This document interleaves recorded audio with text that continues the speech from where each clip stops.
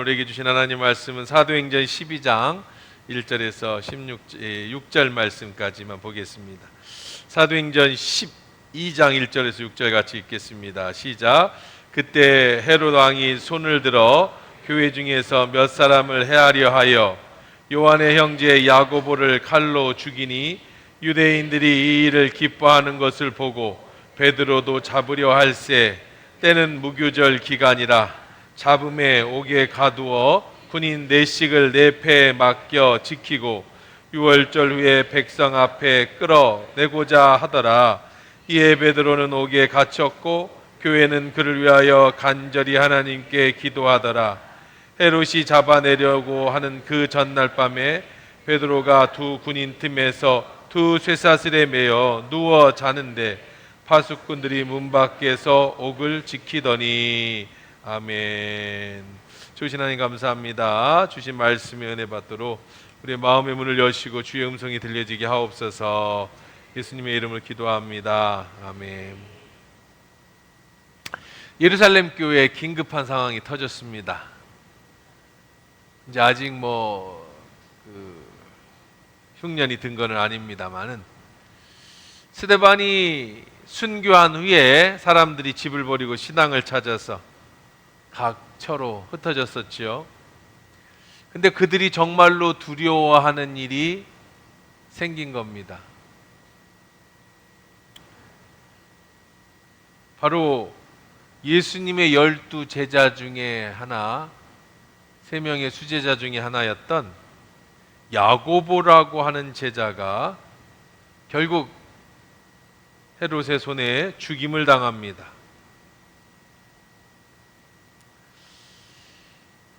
오늘 본문 1절 2절에 보니까 그때 헤롯 왕이 손을 들어 교회 중에 몇 사람을 해하려 하여 요한의 형제 야고보를 칼로 죽였다. 근데 이게 참 희한하죠. 유대인들과 로마는 별로 관련이 없습니다. 유대 종교 안에서 그리스도인을 죽이는 것, 별로 로마가 그렇게 관여할 일은 아니죠. 그런데 왜 헤롯이 야고보를 죽였을까요? 이유는 바로 다음에 나옵니다. 3절에 보니까 유대인이 이 일을 기뻐하는 것을 보고 베드로도 잡으려고 할 때의 무교절의 기간이라. 유대인들이 이 일을 기뻐하는 것을 헤롯이 알았다는 겁니다.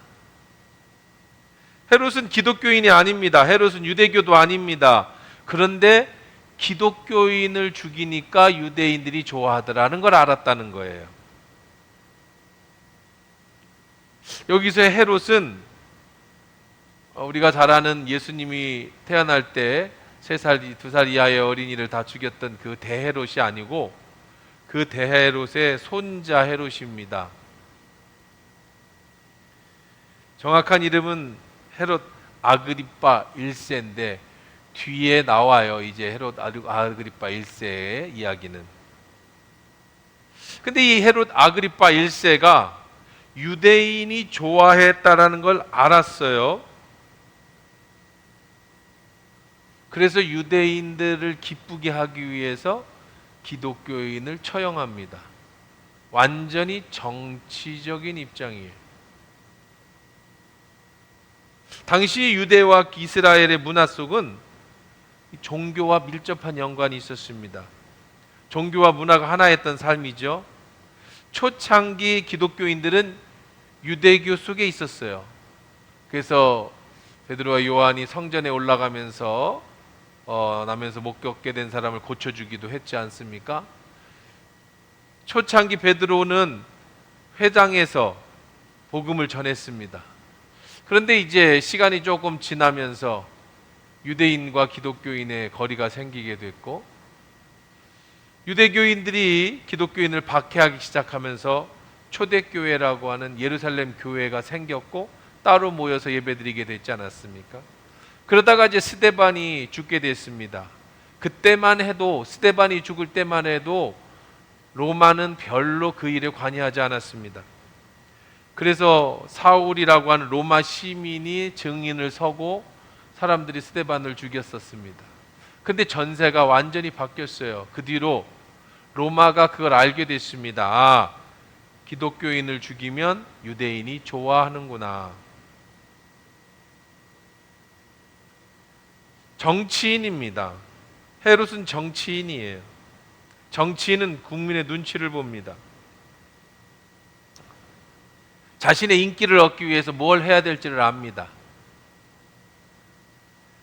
이 정치가 바르게 하면 좋지만 바른 정치가 아니고 자신의 유익만을 생각한다면 문제가 생기죠.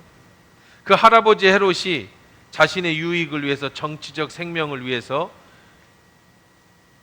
예수님이 태어날 때 그 아이들을 다 학살했던 무자비한 사람인 것처럼 이 손자 헤롯도 자신의 정치적 힘을 얻기 위해서, 유대인들의 환심을 사기 위해서 자기하고 아무 상관이 없는 기독교인을 죽이기 시작한 겁니다. 그 전까지 유대인들은 기독교인을 죽이려면 로마의 제가가 필요했는데 이제는 그게 없어진 거예요. 누구든지 기독교인을 죽일 수 있는 위험한 시대가 돼버렸습니다. 헤롯은 그냥 이렇게 하면 백성이 좋아하는구나 라는 생각을 가지고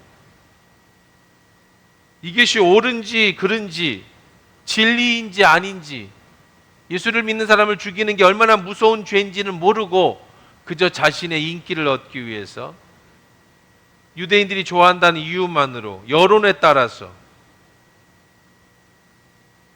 그렇게 야고보 사도를 죽이게 됩니다.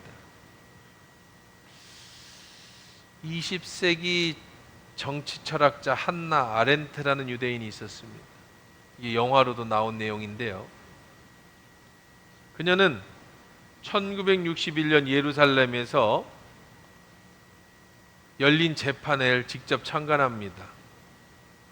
이 재판에는 아돌트 아히만이라고 하는 사람이 재판에 피고에 섰습니다. 이 독일인인 아히만은 히틀러가 수백만 명의 유대인을 죽음의 수용소로 데려가 살해할 때 책임자였습니다. 유대인 수백만 명을 죽인 책임자가 바로 아돌트 아히만입니다. 이 아렌트라고 하는 철학자가 법정에서 처음으로 이 아렌트가 아히만을 처음으로 만날 때 그는 무서운 괴물이 한 명이 앉아 있을 줄 알았습니다. 그런데 그곳에 앉아 있던 사람은, 피고로 나온 사람은 아주 평범해 보이는 중년의 공무원이었습니다. 근데 이 아히만은 재판 내내 똑같은 말을 반복합니다. 나는 아이의 아버지입니다. 나는 한 가정의 가장일 뿐입니다. 나는 평범한 시민입니다. 나는 공무원입니다. 나는 그저 상부의 명령을 따라서 행했을 뿐입니다. 나는 내 일을 했을 뿐입니다. 그러니 나는 죄가 없습니다. 라고 무죄를 주장했습니다. 수백만 명의 유대인을 죽음의 수용소로 몰아가서 사형을 죽인 그 책임자가 재판장에서 하는 소리는 나는 평범한 사람입니다. 나는 하나의 아버지입니다. 나는 가장입니다. 나는 공무원입니다. 상부에서 시킨 대로 했을 뿐입니다. 판사가 물었습니다. 당신이 어떤 일을 하고 있는지 생각해 본 적은 있습니까? 그는 자신의 한 일에 대해서 깊이 생각해 본 적이 없다고 말했습니다. 그저 월급을 받고 나는 내 일을 했을 뿐이라는 겁니다. 철학자 아렌트는 이 모습을 보고 악의 평범성이라고 하는 개념을 만들어냅니다. 악의 평범성. 악이라는 것은 영화 속의 악당처럼 무섭게 다가오지 않는다는 겁니다. 악이라는 것은 생각지도 않은 평범함 속에 존재하고 있다는 겁니다. 그 속에서 자라고 있다고 생각하는 거죠. 아무 생각 없이 살아갈 때에, 여론이 이끌어가는 대로 따라갈 때에, 다수가 가는 방향에 휩쓸려 갈 때, 불의를 당하는 사람을 보면서도 내 일이 아니라고 침묵할 때 사실은 나는 그 악에 동조하고 있다라는 겁니다. 이미 악에 동참하고 있다는 뜻이죠. 헤롯은 정치인입니다. 정치인은 자신의 정치 생명을 위해서, 사람들의 인기를 얻기 위해서 그렇게 행동할 뿐입니다. 유대교와 기독교인에 대한 관심이 없습니다. 많은 다수의 유대인들이 예수를 믿는 사람들을 박해하니 그럼 나도 저들을 죽여주면 저들이 좋아하는구나. 그저 유대인의 환심을 사고 싶어서 예수님의 수제자 야고보를 죽이게 됩니다. 자기가 무슨 일을 했는지 모릅니다. 죽였더니 여론이 너무 좋아집니다. 죽였더니 유대인들이 너무 좋아합니다. 그래서 이번에는 베드로를 죽이면 사람들이 더 좋아하겠구나, 그렇게 생각할 뿐입니다. 야고보를 죽여서 사람들이 좋아했다면 수제자 베드로를 죽이면 사람들은 얼마나 더 좋아할까, 그런 생각을 하고 베드로를 당장 죽여서 인기를 얻고 싶지만, 그때는 유대인들의 명절입니다. 무교절 기간이 끝나고 유월절이 시작되고 유월절이 끝나야만 사람을 죽일 수 있습니다. 그래서 우선 베드로를 감옥에 가둬 놓습니다. 명절이 끝나면 바로 처형할 생각입니다. 저는 오늘 이 말씀을 준비하면서 아렌트의 이 모습을 보고 악의 평범성이 떠올랐습니다. 어쩌면 우리도 악이 내 주변에 있는데, 내 주변에 아픈 사람이 있는데 소외당하고 고통당하고 어려움을 겪는 사람들이 있는데,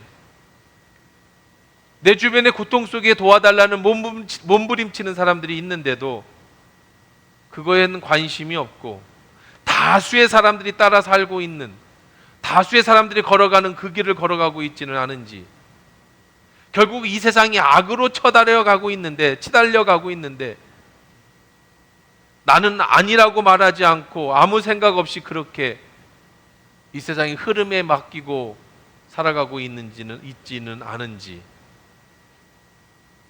헤롯은 정치인이기 때문에 정치를 위해서 지금 자기가 무슨 악을 저지르는지도 모르고 악을 저지르고 있듯, 우리는 우리의 유익을 위해서, 공동체에 소외되기 싫어서 우리 주변의 사람들에게 관심을 가지지 않고 그냥 앞만 보고 달려가고 있지는 않은지, 이 시대의 헤롯이 우리가 아닌지 내가 아닌지를 한번 생각해 보게 됩니다. 4절에 보니까 헤롯의 마음이 이렇게 적혀 있습니다. 넘겨주세요. 안 돼요. 4절에 보니까 잡음에 옥에 가두어 군인 넷씩인 네 패에 맡겨 지키고 유월절 후에 백성 앞에서 끌어내고자 하더라. 예루살렘의 교회 중요한 지도자 야고보가 죽었습니다. 이제 베드로를 감옥에 가뒀습니다. 명절이 지나면 이제 순교를 하게 되었습니다. 헤롯은 베드로를 죽여서 다시금 자신의 명성을 얻고 싶어 합니다. 예루살렘 교회는 어떻게 해야 합니까? 12장 5절에 보면 이에 베드로는 옥에 갇혔고 교회는 그들을 위하여 간절히 하나님께 기도하더라. 교회가 할 수 있는 일이 뭐였습니까? 기도하는 일밖에 없어요. 아무것도 할 수 있는 일이 없습니다. 그때 나타난 반응이 뭡니까? 우리에게 어떤 어려움이 올 때 우리가 할 수 있는 일이 뭡니까? 우리가 할 수 있는 거라고는 정말 기도밖에 없어요. 기도하겠지요. 우리도 그렇게 했을 겁니다. 우리가 아무것도 할 수 없을 때 우리는 더욱 기도해야 하지 않았겠습니까? 개인이 큰 어려움을 겪고 있을 때, 교회가 큰 어려움을 겪을 때, 교회든 개인이든 큰 행사가 일어날 때, 있을 때, 무엇인가 선택하고 판단해야 될 때 우리는 기도합니다. 그런데 깊이 한번 생각해 보십시다. 누가 이렇게 물어봅니다. 목사님, 하나님의 뜻대로 이루어지지 않습니까? 그렇죠. 하나님의 뜻대로 이루어지죠. 그러면 다 하나님의 계획대로 이루어지는데 우리는 왜 기도해야 합니까? 내가 기도하면 하나님의 뜻을 바꾸실까요? 그런 일은 거의 없지. 그러면 하나님의 뜻을 바꾸지 않으시는데 우리는 왜 기도해야 합니까? 이미 하나님이 예정되어진 길로 갈 텐데 기도해야 되는 이유가 뭡니까? 여러분들도 한번 생각해 보십시오. 지금 베드로가 감옥에 갇혀 있는 상황입니다.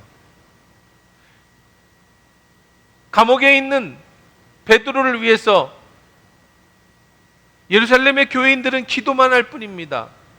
그러면 예루살렘에 있는 교인들이 기도한다고 베드로가 풀려나겠습니까?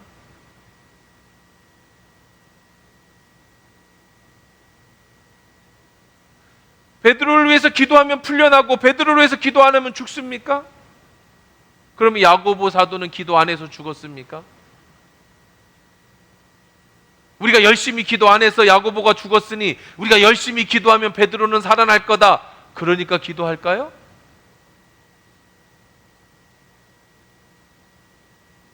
하나님 뜻대로 이루어지는 겁니다. 기도한다고 바뀌는 건 없어요. 기도하면 베드로가 감옥에서 나오고, 기도하면 헤롯의 마음이 바뀌고, 헤롯의 마음은 절대로 바꿀 것 같지 않습니다. 좀 전에 4절에서 뭐라고 얘기를 했었습니까? 군인 4씩 4패에 맡겨서 지켰다. 16명이 베드로 한 사람을 지키고 있습니다. 이제 6월절 명절이 끝나면 베드로를 죽습니다. 절대 도망치지 못합니다. 기도하면 베드로가 감옥에서 나올 수 있을까요? 이미 결정되어진 일인데 하나님의 계획 속에 베드로가 살지 죽을지 야고보가 언제 죽을지 다 계획되어 있다면 우리는 왜 기도해야 할까요? 기도하면 무슨 능력이 나타날까요? 기도하면 어떤 변화가 일어날까요? 에스겔 36장 6절 37절에 이런 해답이 나옵니다. 우리 같이 한번 읽어보시겠습니다. 너희 사방에 남은 이방 사람이 나 여호와가 무너진 곳을 건축하며 황폐한 자리에 심은 줄을 알리라. 나 여호와가 말하였으니 이루리라. 주 여호와께서 이같이 말씀하셨느니라. 그래도 이스라엘 족속이 이같이 자기들에게 이루어 주기를 내게 구하여 할지라. 내가 그들의 수요를 양떼같이 많아지게 하되. 이 말씀의 배경은 에스겔을 통해서 이제 이스라엘 백성을 바벨론 포로에서 끝내고 약속의 땅으로 다시 돌아오게 하겠다라는, 하나님이 다시 이스라엘 백성을 축복해 주시겠다라고 하는 예언의 말씀입니다. 그런데 하나님 이렇게 말씀하십니다.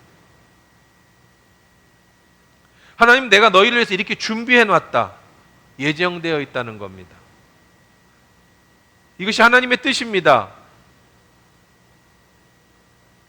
너희 사방에 남은 이방 사람이 나 여호와가 무너진 곳을 건축하며 황폐한 자리에 심은 줄을 알리라. 나 여호와가 말하였으니 이루리라. 내가 이미 다 준비해 놨다. 내가 다시 회복을 다 예비해 놨다. 그래서 이방인들이 전부 하나님이 이렇게 예비해 놓으시고 놀라운 일을 눈으로 보게 될 것이다. 이미 하나님은 다 그렇게 예언해 놓으셨습니다. 그런데 그럼 이 유대인들이 기도할 이유가 뭐가 있습니까? 이미 다 하나님이 예정대로 되어 있는데, 그것이 하나님의 뜻인데 이스라엘 백성이 왜 기도해야 합니까? 하나님이 원하는 대로 이루어질 건데 굳이 기도해야 될 이유가 무엇입니까? 그런데 하나님 이렇게 말씀하십니다. 그래도, 그렇지만, 그런다 할지라도 이스라엘 족속이 이같이 자기를 위하여 자기에게 이루어 주기를 내게 구하여야 할지. 근데 하나님 이렇게 말씀하십니다. 내가 너희들을 위해서 이런 축복을 예비해 놨어. 너희들을 위해서 이런 회복을 다 준비해 놨어. 그래도 너희는 이것이 내 속에서 이루어지도록 기도해야 할지니라. 그래도 기도해야 된다. 오늘의 제목이죠. 그래도 기도해야 한다. 하나님 말씀입니다. 하나님이 여러분을 향한 놀라운 계획을 다 가지고 계셨어도 우리는 기도해야 합니다. 기도하지 않으면 하나님의 계획이 이루어지지 않을까요? 기도하지 않으면 하나님이 계획하신 것이 안 이루어질까요? 아닙니다. 기도하지 않아도 하나님은 하나님의 계획하신 것을 이루실 뿐입니다. 여러분의 기도가 하나님의 계획을 바꾸지 않습니다. 히스기야가 자신의 생명의 연장을 위해서 면벽 기도했을 때 하나님이 그의 기도를 들으시고 그의 생명을 연장시켜 준 일은 아주 특이한 일입니다. 그러니까 성경에 나올 정도로 특이한 일이에요. 그런 경우도 물론 있습니다. 기도하면 생명이 옮겨지는, 변화되는 그런 기적의 역사도 있습니다. 그런데 이건 기적입니다. 말 그대로. 죽을 사람은 죽습니다. 살 사람은 살게 됩니다. 하나님의 계획 속에 있어요. 그럼 뭐하러 기도합니까? 그래도 기도해야 된다. 왜요? 그런데 왜 기도해야 합니까? 기도하지 않으면 하나님이 하신 일을 알 수가 없습니다. 기도하지 않으면 하나님이 이루신 것인지, 내가 잘난 건지, 내가 잘못한 건지, 무엇이 어떻게 되는지 알 길이 없습니다. 하나님과 아무 상관이 없는 일이 되어버리는 거예요.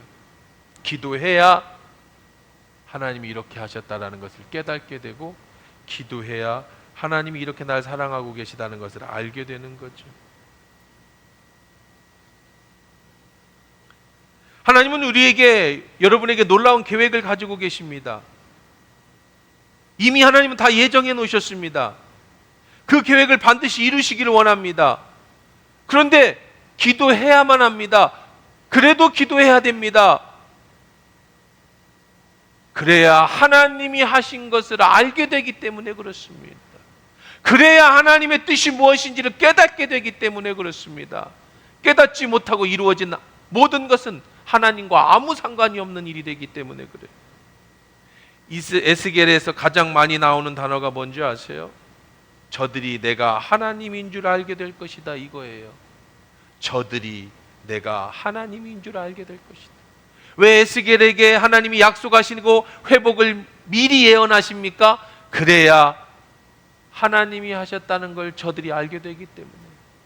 우연히 된 게 아니라는 거예요. 재수 없어서 일이 벌어진 게 아니라는 거예요. 재수가 있어서 일이 된 게 아니라는 겁니다. 이것은 모두 하나님의 계획 속에 이루어졌다는 것을 누구만 알 수 있느냐? 기도하는 사람만 알 수 있어요. 기도하지 않으면 알 수가 없습니다. 이스라엘 멸망시키신 분도 하나님이시다. 그것을 그들이 알아야 될 것이다. 포로로 끌려가게 하신 이도 하나님이시다. 그들이 그것도 알아야 될 것이다. 다시 회복시켜 주시는 분도 하나님이시다. 이방인들도 모두 그것을 알아야 할 것이다. 기도해야 그것을 알지요. 그 뜻을 깨달지요. 하나님의 계획을 알지요. 하나님은요, 여러분의 삶에 간섭하기를 원하십니다. 그래서 여러분 입에서 하나님이 하셨다라는 말이 나오기를 원합니다. 그럼 여러분 입에서 이것은 하나님이 하셨다는 말을 어떻게 해야 나올 수 있느냐? 기도하는 사람만이 이렇게 말할 수 있는 겁니다. 간구해 본 사람만이, 기도해 본 사람만이 하나님이 나를 이렇게 인도하셨다고 말할 수 있는 겁니다. 기도하지 않고 이루어진 모든 것은 하나님과 아무 상관이 없는 일이에요. 내가 기도하고 간구한 것이 이루어질 때 우리는 하나님이 하셨다고 말하게 됩니다. 그러지 않으면 모두 다 자기가 잘나서 됐다고 말합니다. 우연이 됐다고 말합니다. 재수가 없어서 이렇게 됐다고 말합니다. 이해할 수 없이 일이 터졌다고 말합니다. 그것은 하나님하고 아무 상관이 없는 하나님의 사람의 모습이 아닌 거죠. 우리는 그리스도인의 모습이 아닌 겁니다. 제가 따라하라는 말씀을 잘 안 드리지만 오늘 한 번만 따라해 보십시다. 그래도 기도하라. 저와 여러분에게는 능력을 하나님이 주셨습니다. 저에게는 어떤 능력을 주셨느냐면, 여러분에게도 동일한 능력을 주셨습니다. 무슨 능력을 주셨느냐면, 선택할 수 있는 능력을 주셨습니다. 자유의지의 선택의 능력이라는 거예요. 하나님은 계획을 가지고 계세요. 여러분이 기도한다고 어떤 계획을 하나님 만드시는 건 아닙니다. 이미 하나님은 여러분 앞에, 우리 앞에 두 가지를 놓아주셨습니다. 하나님의 계획이죠. 축복이라는 계획과 저주라는 계획입니다. 하나님은 우리에게 이미 여러분의 미래에 대한 축복과 저주의 길을 놓아주셨어요. 그리고 우리에게 선택하라고 말씀하십니다. 기도는 축복을 선택하는 거예요. 우리는 축복을 선택할 능력도 거부할 능력도 여러분에게 있습니다. 여러분의 기도가 새로운 걸 창조해내지는 않습니다. 기도한다고 세상이 바뀌지는 않습니다. 하지만 여러분이 기도할 때 하나님의 축복을 선택할 수가 있습니다. 신명기 30장 19절 이렇게 말합니다. 내가 오늘 하늘과 땅을 불러서 너희에게 증거를 삼노라. 엄청 대단한 얘기를 하시겠다는 거예요. 하늘과 땅을 다 증거로 삼을 정도로. 내가 생명과 사망과 복과 저주를 내 앞에 두었은즉 너와 내 자손이 살기 위하여 생명을 택하라. 네가 살고자 원하면 생명을 택해라. 축복을 택해라. 기도는 생명을 택하는 일입니다. 기도는 하나님의 뜻을 택하는 일입니다. 하나님의 뜻대로 되어지기를 바라기를 원하는 마음이 기도입니다. 다시 말씀드립니다. 여러분이 기도한다고 해서 무엇을 창조해내지는 않습니다. 하나님만이 창조하실 수 있는 분입니다. 하나님만이 계획하실 수 있는 일입니다. 여러분이 기도한다고 어떤 것도 만들어낼 수는 없습니다. 하지만 여러분이 기도할 때 여러분은 하나님이 놓아주신 하나님이 계획하신 축복을 선택하게 되는 거예요. 너와 내 자손을 위하여 살기 위해 생명을 택하라. 요즘 월드컵이 한참이죠. 개막식에 한국 가수가 나와서 노래를 불렀습니다. 그 가수 뒤편으로 태극기가 펄럭이는데 굉장히 감동스럽더라고요. 한국팀과 다른 팀이 경기를 할 때 멕시코 관중들은 한국을 응원합니다. 전 세계에서 가장 인기 있는 나라가 대한민국이 분명하죠. 한류, K-팝. 아무런 지하 자원이 없는 이 나라, 그렇게 멋있는 풍경도 없는데 전 세계에서 사람들이 몰려들었어. 지금 백화점이나 면세점이나 굉장한 호황을 누리고 있다고 얘기를 합니다. 도대체 전 세계 사람들은 왜 한국을 오는 걸까요? 왜 전 세계 사람들은 한국 사람들을 좋아하는 걸까요? 한국의 문화가 어떻게 전 세계에 퍼져졌을까요? 지금의 시대는 AI 시대가 시작되었습니다. AI의 발전은 전기의 발전과 같아서 모든 산업 문명, 문화 문명을 다 바꿔놓습니다. 이제 미래 시대는 AI가 앞서가는 나라가 세계를 움직이게 됩니다. 대한민국의 반도체와 AI, 첨단 기술, 앞으로도 대한민국은 굉장한 발전 가능성이 무한한 희망이 있는 나라입니다. 이미 대한민국은 잘 사는 나라입니다. 수출도 이제 세계 10대 수출국으로 엄청난 수입을 얻어가고 있습니다.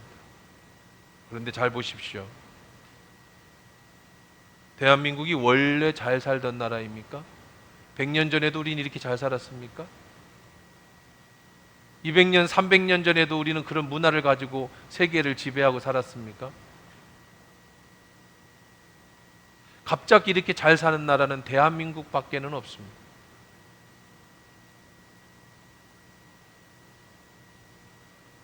많은 사람들이 대한민국이 갑자기 잘 살게 되고 이런 변화를 일으킨 것에 대한 원인을 찾습니다. 근면한 나라입니다. 성실한 사람들입니다. 최선을 다하고. 그럼 우리 민족은 지난 5,000년 동안 최선을 다 안 했습니까? 지난 5,000년 동안 우리는 성실히 안 살아서 일본의 지배를 당하고 중국의 속국으로 5,000년을 살았습니까? 원래 국민성이 그랬는데 갑자기 그것이 폭발한 거라고요? 어떤 것으로도 이해할 수가 없어요.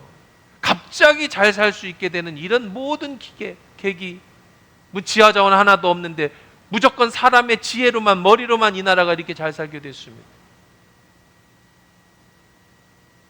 저는 그 원인으로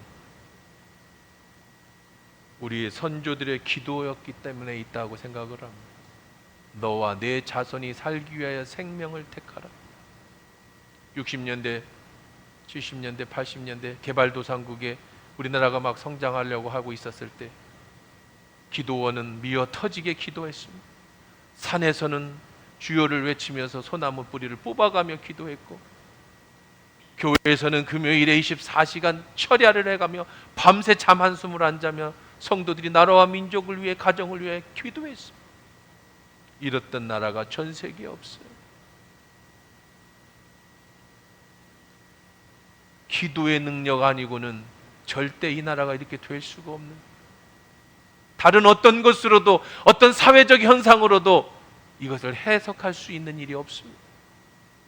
역대하 7장 14절, 내 이름을 일컫는 내 백성이 그들의 악한 길에서 떠나 스스로 낮추고 기도하여 내 얼굴을 찾으면 내가 하늘에서 듣고 그들의 죄를 사하고 그들의 땅을 고치리라.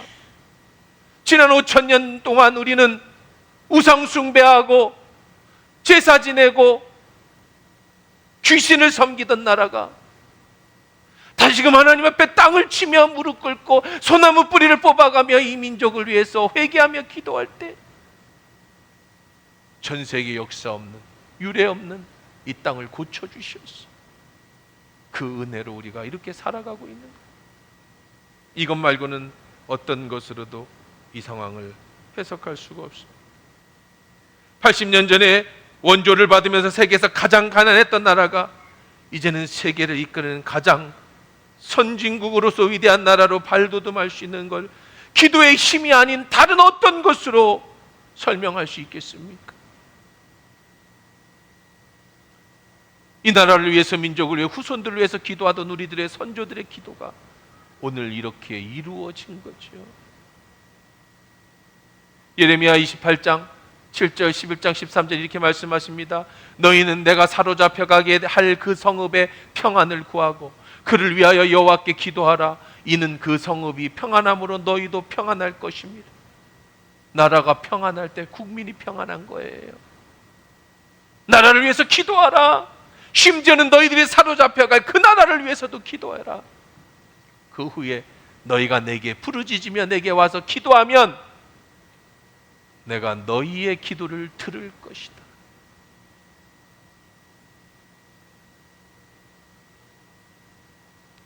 저는 저 개인도 이렇게 이 자리에 설 수 있었던 것은 부모의 기도와 성도들의 기도 때문이라고 저는 믿습니다. 시편 103편 17절에 이렇게 말씀하십니다. 여호와의 인자하심은 자기를 경외하는 자에게 영원부터 영원까지 이르며 그의 의는 자손의 자손에게 이르리니. 요즘은 더 그런 느낌을 많이 받습니다. 여러분, 기도는 별게 아닌 게 아닙니다. 기도는 정말 별거입니다. 우리는 기도할 때 내 기도가 휘발되어 날아갈 것 같습니다. 열심히 기도했지만 당장 눈앞에 어떤 변화가 일어나지 않습니다. 그러니까 기도가 별 능력이 없는 것 같이 보여집니다. 기도한다고 뭐가 달라지겠어? 기도한다고 뭐가 변하겠어? 아니요. 기도하면 살아납니다. 기도하면 복을 받습니다. 기도하면 능력이 나타납니다. 기도하면 하나님이 만들어주신 그 놀라운 일을 우리가 선택할 수 있게 됩니다. 기도하면 그 모든 놀라운 일들이 하나님의 계획대로 이루어질 줄 믿습니다. 목사가 기도하라는 건 입 빨린 소리가 아닙니다. 정말로 기도는 우리의 삶을 변화시킵니다. 정말로 기도는 우리 가정을 변화시킵니다. 정말로 기도는 우리 자녀를 변화시킵니다. 정말로 기도는 내 자신의 인생을 바꿔놓습니다. 무조건 하나님이 주시는 게 아니라 기도할 때 우리는 그것을 선택할 수 있다는 겁니다. 그러니 우리는 기도해야 합니다. 좋은 일에도 기도해야 합니다마는 특별히 어려운 일을 만나거든, 인생이 막히거든, 힘든 일이 생길 때는 더더욱 기도하십시오. 답답한 일이 생길 때 기도하십시오. 믿음으로 구해야 될 때가 있으면 하나님을 찾으십시오. 야고보서 5장 13절에 이렇게 말합니다. 너희 중에 고난당하는 자가 있느냐? 그는 기도할 것이요. 즐거워하는 자가 있느냐? 그는 찬송할지. 고난당하는 자가 있습니까? 기도하십시오. 베드로가 옥에 갇혔다는 소식을 들은 예루살렘 교회 교인들은 기도밖에 할 수가 없었습니다. 하지만 그 기도밖에 할 수 없는 그 기도가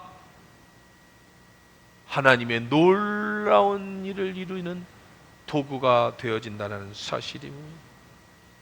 그들은 어떻게 기도했을까요? 기도밖에 할 수 없었기에 그들은 어떻게 기도했을까요? 이 예배들은 옥에 갇혔고 교회는 그들을 위하여 간절히 기도. 간절이라는 단어는 원어는 에크테노스인데 이건 참 한국어로 잘 번역했습니다. 간절이라는 단어의 간절. 한문으로 간자는 진심이란 뜻이에요. 진심. 마음에 심자가 들어있어요. 마음에 진심. 절은요 자른다는 거예요. 붓을 간절한 끊을 절이란 뜻. 칼도가 있어요. 마음에서 깊이 우러나오는 정성이 칼로 사무치듯 베어지는 절박한 상태를 간절이라고 사전은 설명하고 있습니다. 마음의 깊은 곳에서 우러나오는 정성이 칼로 살을 베듯 사무치게 절박한 상태. 옛말에도 우리가 창자가 끊어진다, 간이절이다 그러죠. 그렇게 기도하는 거예요. 절박한 상태. 교회는 베드로 사도를 위해 간절히 기도했습니다. 야고보 사도의 죽음과 장래의 슬픔도 가시기 전에 베드로가 다시 이제 현상의 이슬로 사라진다고 하니 얼마나 간절했겠습니까? 이 간절한 기도는 반드시 역사로 이루어지는 줄 믿습니다. 한나가 아들이 갖고 싶어서 큰 소리로 부르짖다 쓰러지고 부르짖다 쓰러지고 그렇게 몇 번을 기절하다 깨어나고 기절하다 깨어나고 나중에는 기도하는데 너무너무 간절해서 입에 소리가 나오지 않고 입만 뻐끔뻐끔하고 깔딱깔딱합니다. 이 모습을 보고 엘리 제사장이 웬 여자가 대낮부터 술을 먹고 교회 예배당에 들어와서 저렇게 술주정을 하느냐 혼을 내킵니다. 한나가 입에 소리가 나올 때 말합니다. 아닙니다, 아닙니다. 나의 원통함 때문에 주님 앞에 간절히 구하다가 이렇게 됐습니다. 엘리가 그 얘기를 듣고 한나를 축복해 줍니다. 그 축복의 기도의 힘으로 사무엘이 탄생합니다.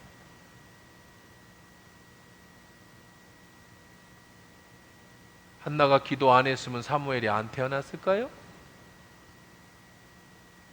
엘리가 기도 안 해줬으면 사무엘이 안 태어났을까요? 아니죠. 태어났을 겁니다.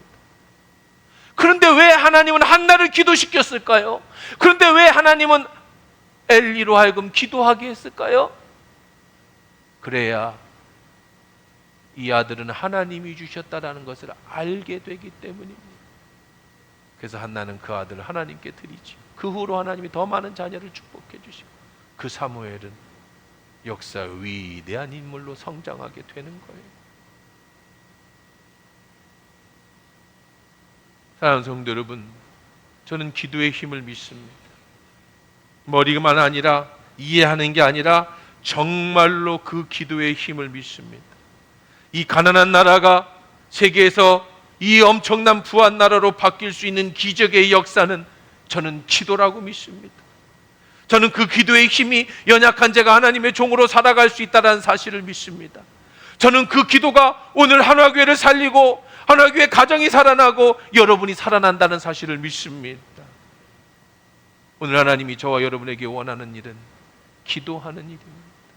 아무것도 할 수 없을 때 그래도 기도하십시오. 모든 것이 무너진 것처럼 내일 때 그래도 기도하십시오. 저절로 일이 잘 될 것 같을 때도 그래도 기도하십시오. 그 기도가 나를 살리는 거예요. 그 기도가 가정을 살리는 겁니다. 그 기도가 교회를 살리는 겁니다. 그 기도가 민족을 살리는 겁니다. 그 기도가 나라를 살리는 거예요. 그래야 하나님이 하셨다고 우리는 말할 수 있기 때문입니다. 하나님이 사랑하는, 하나님이 보호하사 우리나라가 잘 되고, 하나님이 보호하사 이 나라, 이 민족이 잘 되고, 교회가 잘 되고, 가정이 잘 되고, 내가 잘 되는, 오직 우리가 할 수 있는 힘, 기도의 힘인 줄 믿습니다.